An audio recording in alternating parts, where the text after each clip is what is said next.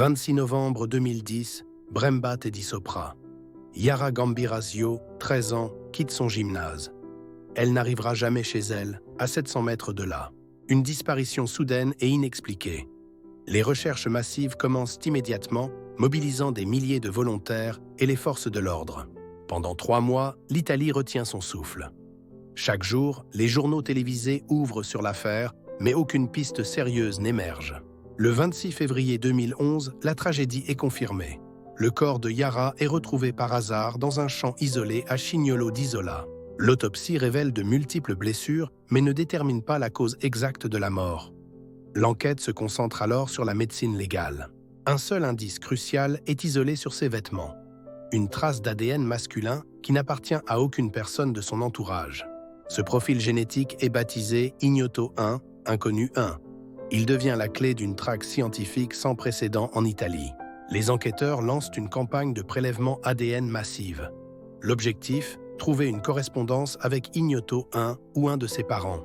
Des milliers de personnes sont testées. La première phase se concentre sur les habitués d'une discothèque locale, sans succès. Les mois puis les années passent. Plus de 22 000 profils ADN sont collectés et analysés, mais Ignoto 1 reste introuvable. En 2012, une percée.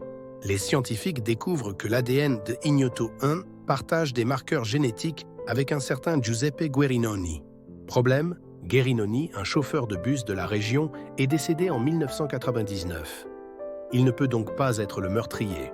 Les enquêteurs exhument son corps pour confirmer le lien. La correspondance est établie, Ignoto 1 est un de ses parents proches.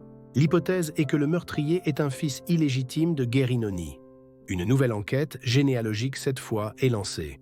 Les enquêteurs remontent des décennies d'archives et interrogent des centaines de personnes pour reconstituer la vie de Guerinoni. Ils identifient finalement une femme, Esther Arzoufi, qui aurait eu une relation secrète avec lui.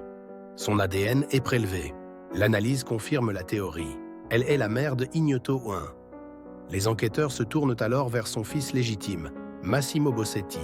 Massimo Bossetti est un maçon de 43 ans, marié et père de 3 enfants, vivant une vie ordinaire et sans casier judiciaire.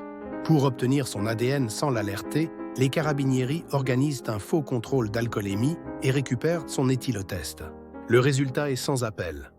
L'ADN de Massimo Bossetti correspond parfaitement à celui de Ignoto 1, retrouvé sur Yara Gambirasio. Le 16 juin 2014, près de 4 ans après le meurtre, Massimo Bossetti est arrêté sur son lieu de travail. Son procès est l'un des plus médiatisés d'Italie. La défense conteste la validité de la preuve ADN, mais d'autres éléments s'ajoutent. Des fibres de son camion sont trouvées sur les vêtements de Yara et les données de son téléphone le placent près du gymnase le soir de la disparition. En 2018, il est définitivement condamné à la réclusion à perpétuité. Massimo Bossetti a toujours clamé son innocence.